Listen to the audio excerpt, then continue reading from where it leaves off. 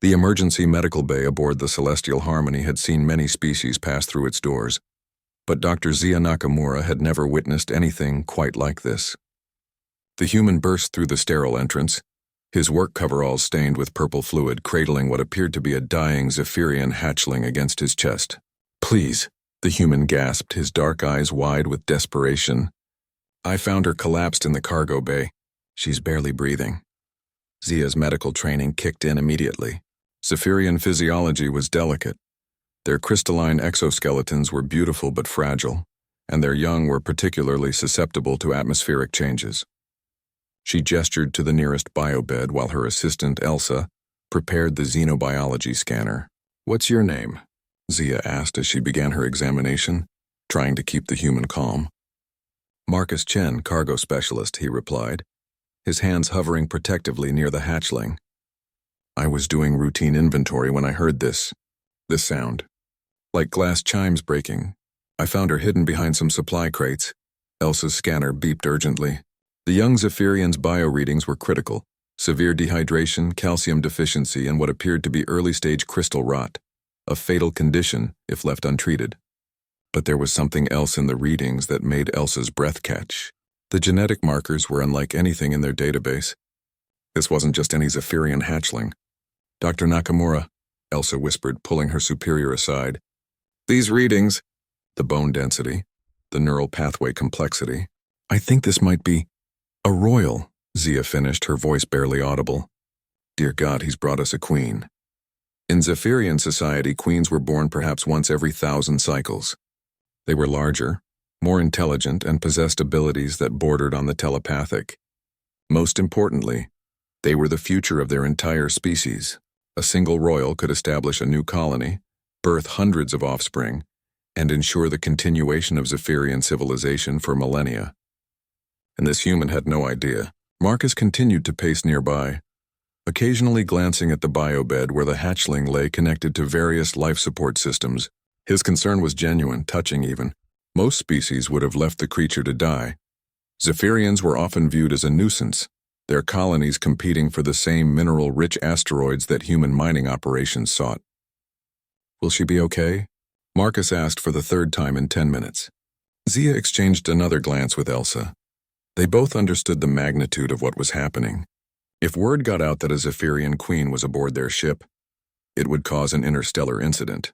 The Zephyrian collective would demand her return immediately. The human colonial authority would want to study her. Pirates and slavers would kill entire crews for the chance to capture such a prize. But Marcus didn't see a political asset or a scientific curiosity. He saw a sick child who needed help. "The treatment will take several days," Zia said carefully. "We'll need to synthesize specific nutrients and use gradual atmospheric adjustment. Her condition is complicated. Whatever it takes," Marcus said without hesitation. "I can work extra shifts to cover any costs." Elsa's heart clenched. The innocence of the offer was almost painful. This human was willing to bankrupt himself to save a creature he'd known for less than an hour, completely unaware that he held the fate of an entire civilization in his calloused hands. Over the next 72 hours, Marcus became a constant presence in the medical bay. He brought small offerings: a soft blanket from his personal quarters, a tiny music player that created soothing vibrations, even a small crystal formation he'd polished himself. He spoke to the hatchling in gentle tones, telling her about Earth, about his family, about the stars they were passing. The remarkable thing was it worked. Zephyrian royals were highly empathic, and the hatchling responded to Marcus's genuine care. Her crystal carapace began to brighten, shifting from sickly gray to healthy lavender. Her small chirping sounds became more frequent, more musical. On the fourth day, as Zia was adjusting the atmospheric mixture, she noticed something extraordinary. The hatchling had begun to mimic Marcus's speech patterns, producing sounds no Zephyrian had ever been recorded making. It was attempting to communicate in human language. "Elsa," Zia called softly, "are you seeing this?" The young assistant nodded, her eyes wide. "She's learning from him. I've never seen accelerated linguistic adaptation like this. It's like she's hardwired to absorb everything he does." That evening, as Marcus sat beside the biobed reading aloud from a collection of Earth poetry, the hatchling finally spoke. "Marcus," she said, her voice like wind through crystal caves. The cargo specialist nearly fell from his chair. Did she just say your name? Yes, Zia confirmed, approaching the bed. Congratulations, Marcus. You've just witnessed something unprecedented in xenobiological history. The hatchling extended one delicate appendage toward Marcus, who carefully took it in his weathered hand. The moment they touched, her carapace flared with brilliant color, purples and golds that indicated deep affection and trust in Zephyrian emotional language. She's bonded with you, Elsa whispered in amazement. Marcus, do you understand what this means? But before Zia could explain the full significance, the ship's communication system crackled to life. Medical Bay, we're receiving priority transmissions from the Zephyrian Collective. They're demanding to speak with whoever has custody of the lost royal.